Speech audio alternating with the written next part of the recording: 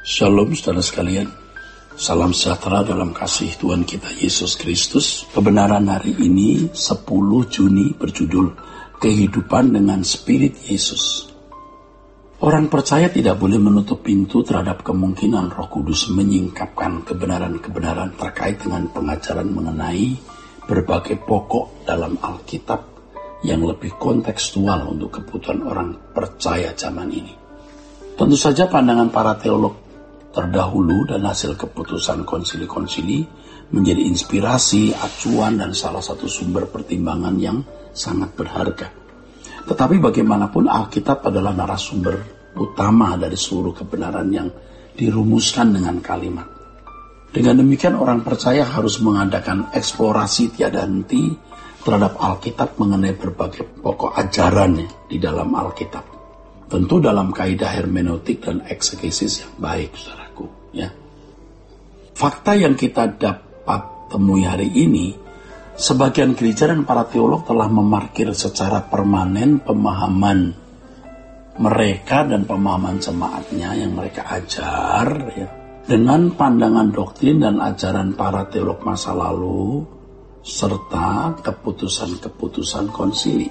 Mereka sudah merasa cukup puas dengan doktrin dari berbagai pokok dalam Alkitab yang sudah mereka warisi dari para pendahulu, termasuk keputusan konsili-konsili, tanpa menyelidiki Alkitab secara sungguh-sungguh dengan berbagai sarana dan fasilitas yang sangat lengkap hari ini, yang jauh lebih lengkap dari fasilitas yang ada pada zaman dulu, ya.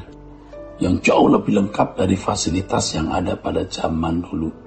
Seharusnya dengan teknologi yang berkembang seperti hari ini, dengan menyediakan berbagai fasilitas untuk mengeksplorasi Alkitab, membuka kemungkinan orang percaya dapat menemukan banyak hal yang tidak atau belum ditemukan para teolog terdahulu.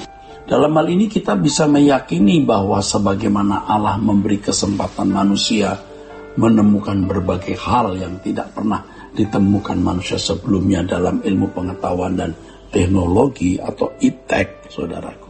Allah juga membuka rahasia firman-Nya untuk manusia hari ini sesuai dengan kebutuhannya. Iya, saudara. Jadi paralel, kebenaran itu paralel. Di dunia teknologi Allah menyingkapkan banyak penemuan-penemuan.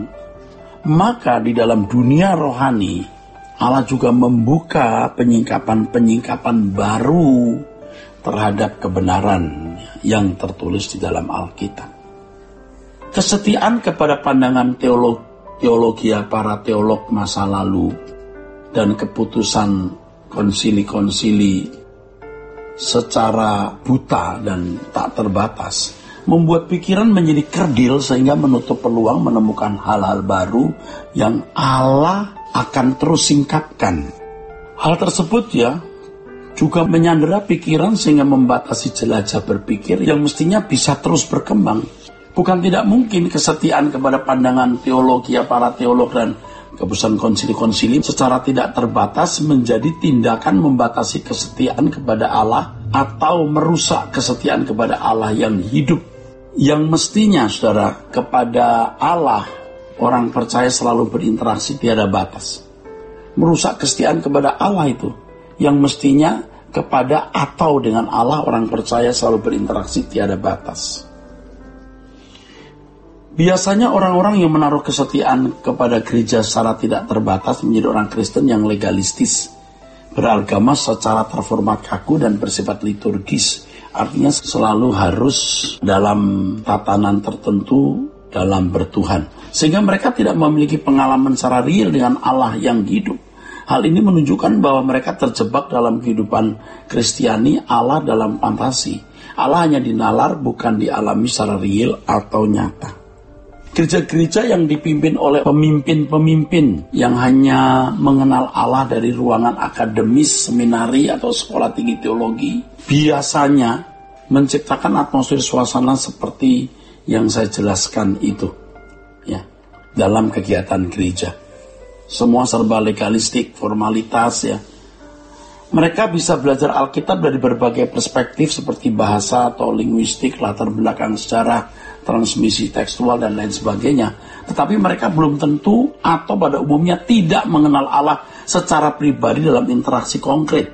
Mereka mengenal Allah hanya dalam nalar yang diolah secara maksimal sehingga mereka bisa menulis banyak buku yang memuat format-format sistematika teologi yang kelihatannya argumentatif dan alkitabiah.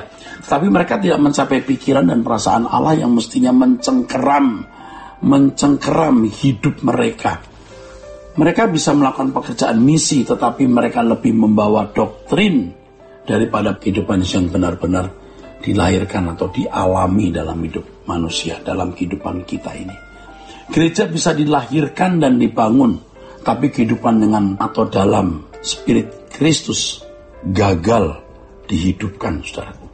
Dengan terpaku pada doktrin dan ajaran-ajaran turut masa lalu, maka mereka telah menutup pintu atau mempersempit ruangan untuk mengalami Tuhan, saudaraku, secara real dalam konteks zaman ini.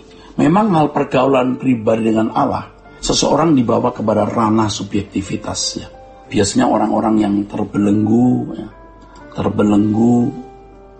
dengan pandangan teolog masa lalu memandang subjektivitas selalu berbahaya dan patut dicurigai. Kadang dipandang sebagai ketidaktepatan, atau bisa dikatakan mendekati kesesatan. Hal ini dilandaskan pada pemikiran bahwa manusia telah jatuh dalam dosa, sama sekali tidak bisa menjangkau Allah. Padahal mestinya harus dipahami bahwa setiap orang percaya yang telah dibenarkan menerima meterai Roh Kudus, saudaraku. Roh Kudus menuntun orang percaya kepada seluruh kebenaran Allah. Allah adalah objektivitas mutlak, dan orang percaya yang berinteraksi dengan Allah akan memperoleh subjektivitas yang mendekati objektivitas mutlak tersebut, sehingga akhirnya orang percaya dalam ketekunannya bisa mencapai objektivitas seperti yang Allah miliki. Karena memang orang percaya harus memiliki pikiran dan perasaan Kristus, sempurna seperti Bapa, mengambil bagian dalam kekudusan Allah dan mengenakan kodrat ilahi. Nah, di sini ada perjumpaan dan sebuah intimasi atau persekutuan keintiman yang benar, ya. Tuhan memberkati saudara-saudara sekalian. Sola Gracia.